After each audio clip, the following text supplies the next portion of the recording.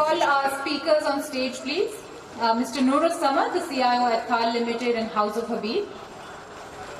Mr. Bilal Javeri, the CIO at Lucky Motors Corporation. Mr. Salman Hamid, the CFO at Blue X. And Mr. Ijlal Jafri, the CIO at Martin Dow.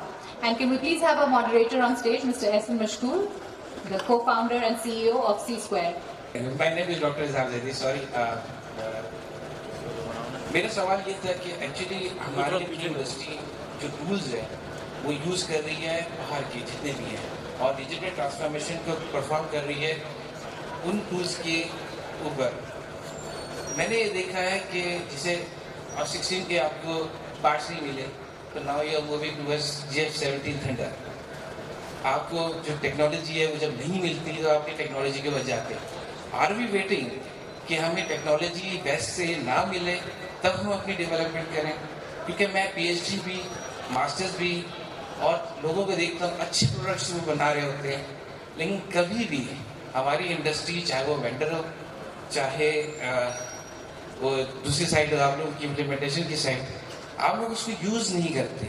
ना आपके जहन में होता है कि ये हम इसको लें इन बच्चों को और इनसे कोई प्रोडक्ट डेवलप करें, for example firewalls, for example some softwares, और वो उसको यूज़ करें।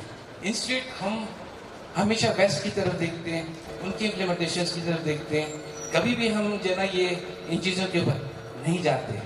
उसकी वजह मुझे जाननी ज़रूरी है। Thank you. That question? Or, you know. That's a very, very valid and interesting question. My opinion on it would be the fact that with just like everything, culture and mindset has a part to play in this as well. Okay. Just like the rest of the world, when they were in the initial stages, they looked towards the West for expertise, for knowledge. Even technology giants like China have admitted to the fact that they've collaborated with now rivals the USA, American companies like IBM to build their skill set, their technology landscape as well. तो हमारा अभी learning mindset उसी तरह का है, to learn and then get a job elsewhere or use their products. It's a cultural shift. It's happening gradually. It's happening slower than it's supposed to be. ठीक है?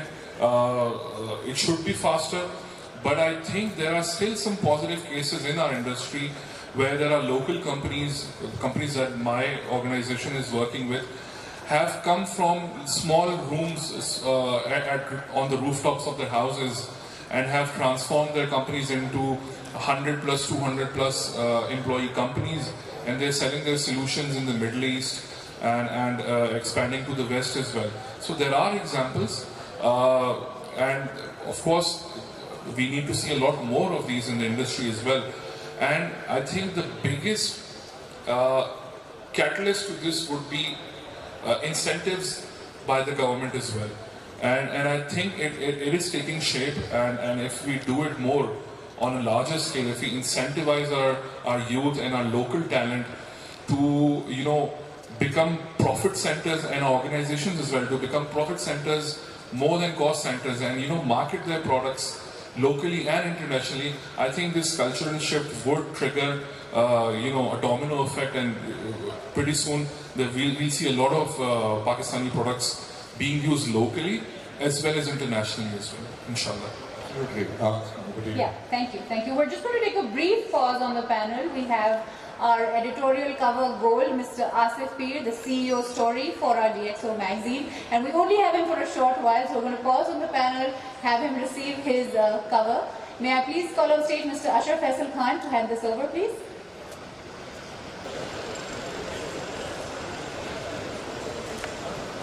Thank you. And I think we should not be really expecting, I mean, governments, we've always wanted the government to sort of support this thing, but it's always been academia, industry linkage, we've always talked about it. There's still, everyone has their own plans and aspirations and obviously, you know, direction. So it's generally difficult, but it's all human capital, right? I mean, what DeepSeek was created much cheaper, much lower hardware required. Why? Because of better techniques used to create that. And that's all human capital. We are 250 million people population. And I do find a lot of talent and a lot of opportunities here. Yes, it's not at that scale where we would like it to be. We are more service oriented and service driven. Sorry, sir, if you can. मेरे ख्याल में it's a very relevant question. I largely agree with what Bilal said, but I think it is very important कि हम research को कितना support करते हैं अपने ecosystem के अंदर. हम किसी भी जो इस वक्त डेवलप कंट्री को देखें तो वहाँ पे हम इनोवेशन जब देखते हैं, रिसर्च सेंटर्स जो देखते हैं, वहाँ पे बहुत ज़्यादा फंडिंग अवेलेबल होती है. It's a public private partnership and funding from the public sector, and of course funding from the large scale organizations as well. देखिए, टैलेंट को इकोसिस्टम को अगर हमें सपोर्ट करना, I think this is the key, and I think it's a very relevant question. But हमने बहुत different forums पे बात की है, एकेडमिया इंडस्ट्री का लिंकेजेस की भी बात की है, लेकिन when it comes to research, I'm coming from a pharma background. I can tell you, in R&D in pharma, it used to take 10 years and millions and billions of dollars for any molecule to come to the market, and that too, उसकी success ratio सिर्फ 10% थी. अब there are organizations who were investing like 25% of the turnover into R&D. So कुछ ना कुछ background है. So हमारा unfortunately ऐसा background नहीं रहा कि हमने कुछ research को बहुत support किया हो, and that's why we don't see that indigenous products coming into market. I think this is the key point. Absolutely, research is key, and research requires a lot of funds, a lot of investment, and R&D. Your technological advantage actually is very short-lived. You need to be on a continuous research base. So you also had a point. Adding to what Ijlal Sahab and Bilal Sahab had said, basically there should be a combination of both academia, the public sector and the private sector, that they have to play together, because investment have to come in. There are students who do have the potential. They can be used further to innovate, to come up with the new products, but of course they require the investment. We have an IC over here who is playing an active role in Pakistan, but still we need more organizations to come up and take the initiative, bringing in these students, potential students up and investing, because if you see the large groups in Pakistan, they are mostly focusing on the manufacturing area or the service oriented businesses, but not on the IT manufacturing side. We don't have the facility to manufacture the laptop even, despite the fact we are using laptop and desktop for last several years, but we are unable to make our own. We did see some parties that have come with the local brands, but now they are also what they are saying, they are also not playing an active role right now. No, sir, if you want to. Continue to this discussion, मैं ये कहना चाहूँगा कि overall culture establish नहीं है. हम courier business में online community को बहुत ज़्यादा इंटरेक्ट कर रहे होते हैं. After Covid we have seen a great transition to online shopping from the physical shopping. In stores of concept बहुत लिमिटेड हो गया to urban centres. But apart from that, customers जो हमारे हैं वो शिपर्स ज़्यादातर ऑनलाइन पे, मतलब मैंने ऐसे यंग बॉयज़ और गर्ल्स को देखा जो आधे घंटे में कोई भी वेबसाइट पे अपनी डेवलप कर लेंगे, शॉपिफाई पे इंटीग्रेट कर लेंगे और इंस्टाग्राम से अटैच करके अपना जो है वो प्रोडक्ट बेचने सकते हैं. लेकिन nobody supports them, nobody tells them क्या सही है, किस तरह करना चाहिए, अपनी प्रोडक्शन कैसे. मेटा पे आपने काम करना है तो वो कहाँ पर आप अपनी सब्सक्रिप्शन रखें, किस लेवल पर रखें. So that culture either come from the public sector or should be initiated at least from the government level, where it helps the overall genome of this IT revolution, we can say, to वो चीज़. Absolutely, I think very well said.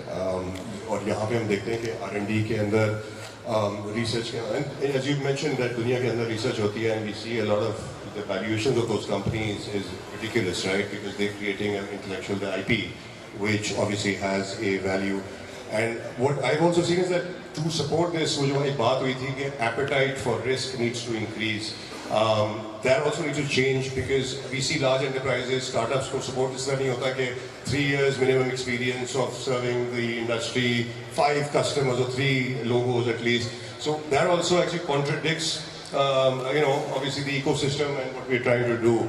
And just, quickly, if I just ask just as a more rapid fire नहीं होता, if just 2 points, if I say the KPIs हैं for measuring your digital transformation, okay, whether you reach your goals or not. If I ask you 1 KPI each or maybe 2 KPI each, what do you think are those KPIs to measure your money spent on this initiative?